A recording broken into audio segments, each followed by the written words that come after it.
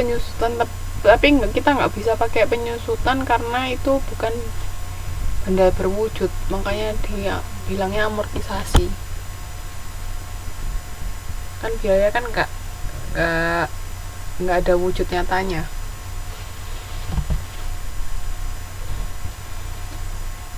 Yang lain ada yang mau bertanya lagi sebelum kita masuk ke saham treasury?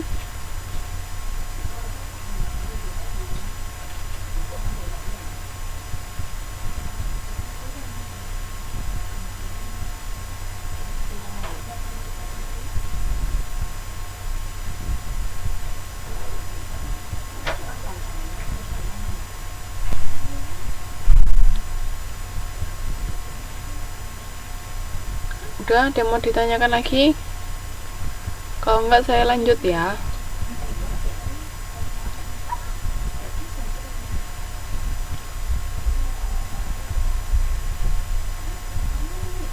Gimana? Ada yang mau bertanya lagi?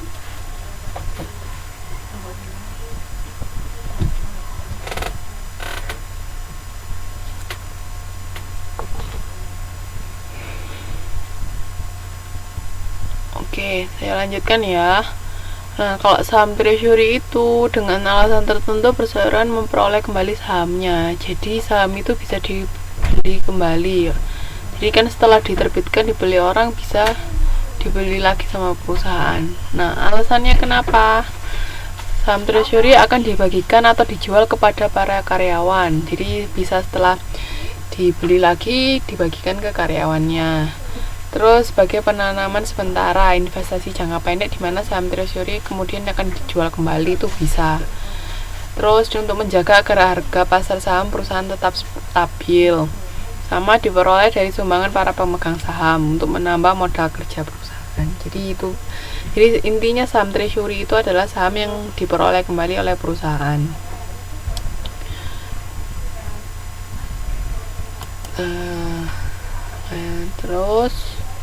Nah, persamaan saham treasury dan saham yang belum dikeluarkan. Kedua tipe saham ini bukan merupakan aktiva. Terus untuk menghitung jumlah saham yang beredar, kedua jenis saham ini dikurangkan dari modal saham statuair. Jadi misalnya jumlah saham yang beredar berapa, kalau ada saham treasury ya berarti jumlah saham yang beredar itu berkurang. Terus kedua jenis saham ini tidak memiliki hak suara dan tidak memiliki hak pembagian dividen. Jadi pemegang saham treasury nggak akan dapat yang namanya dividen. Oke. Nah, saham treasury sumbangan. Kalau ini berarti berdasarkan sumbangan dari pemegang saham sebelumnya. Perseroan menerima sumbangan saham dari para pemegang saham sebanyak 1000 lembar saham. Menjual 600 lembar saham sumbangan dengan harga 20.000 per lembar. Jadi setelah diperoleh 1000 terus dijual lagi 600 lembarnya dengan harga 20.000 ini ya. Terus menjual lagi 300 lembar dengan harga 30.000. Bisa dilihat cara mencatatnya sini. Kas pada modal sumbangan. Jadi kan kasnya ini kan dapat dari sini 600 kali 20.000. Jadi kan 600 lembar saham sumbangan, per lembarnya 20.000 lakunya, makanya ketemu 12 juta. Jadi kas pada modal sumbangan sebesar 12 juta. Terus yang satunya 9 juta kas pada modal sumbangan. Itu kalau saham treasury sumbangan. Nah, kalau pembelian saham treasury itu gampang ya tadi ya, masih yang mencatatnya. Terus kalau pembelian saham treasury dibeli 500 lembar saham sendiri yang beredar dengan harga 30.000 per lembar. Nah, jadi kita membeli saham yang beredar. Di saham kita kan ada banyak yang beredar. Nah, dari yang banyak yang itu kita beli lagi 500 lembar. Harga per lembarnya 30.000. Terus dijual kembali saham treasury itu 200 lembar dengan harga 40.000, sama dijual 200 lembar harga saham treasury dengan harga 25.000.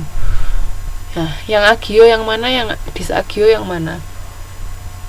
di antara transaksi kedua sama ketiga, kira-kira yang agio yang mana, yang disagio yang mana?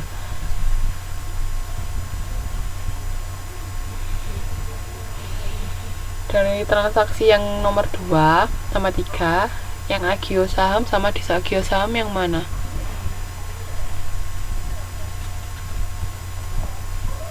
Halo?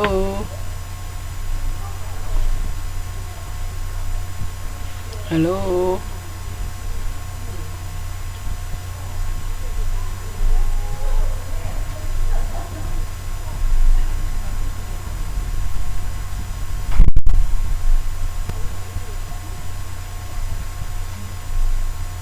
Lain yang mau jawab?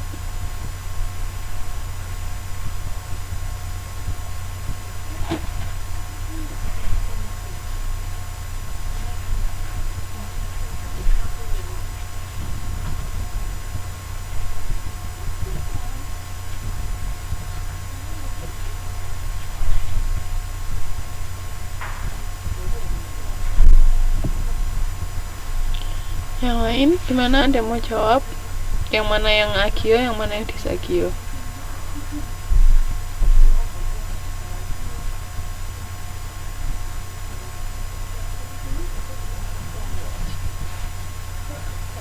Gimana?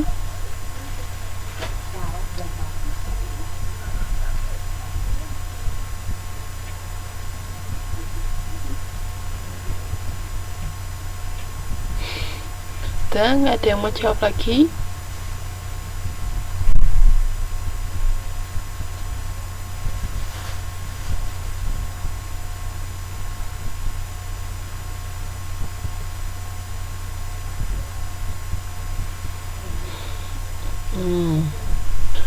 Oke, benar. Yang lain yang nggak pernah jawab ini kemana ya? Kok nggak ada suaranya ya? Jadi yang nanti agio yang kedua, yang disagio yang ketiga ya. Nah, cara mencatat jurnalnya, cang-cang seperti ini. Oke, nggak apa-apa. Jadi ketika kita membeli saham ini, makanya saham treasury di debit, kasnya 50 di kredit, karena kita membeli saham kan, berarti kita mengeluarkan kas sebesar 15 juta. Nah, ketika kita menjual lagi saham treasury-nya tadi, nah ini jadi kan yang transaksi kedua ini, berarti ini hitungannya nilai nominal per lembarnya 30.000 ya, karena kita membelinya dengan harga 30.000, sedangkan kita menjual kembali. Kalau yang kedua itu 40.000, berarti kan agio, kelebihan 10.000 per 200 lembar, berarti dikalikan aja 200 kalikan 40.000, ketemu 8 juta. Ketemu 8 juta itu kas yang kita dapat, sedangkan saham treasury-nya kan hanya 2000 kalikan 30.000, yaitu 6 juta. Nah, kelebihannya tadi yang 10.000 kalikan 2000 sama dengan kok 10.000 kali 2000 200 200 lembar, berarti agionya ya 2 juta gini. Nah, yang ketiga karena dia jualnya 25.000 per lembar, berarti kan di bawah harga nominal yang 30.000, berarti disagio. Di sini kas yang diterima hanya 5 juta, padahal saham treasury-nya 6 juta, disagionya 1 juta. Sampai sini paham? Halo, paham?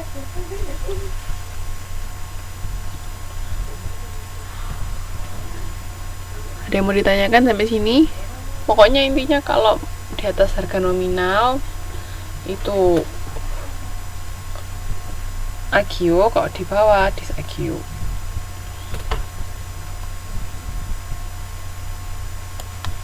Oke ya, saya lanjutkan ya.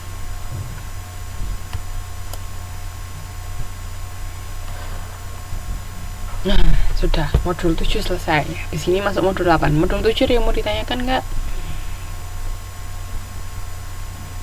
Gimana?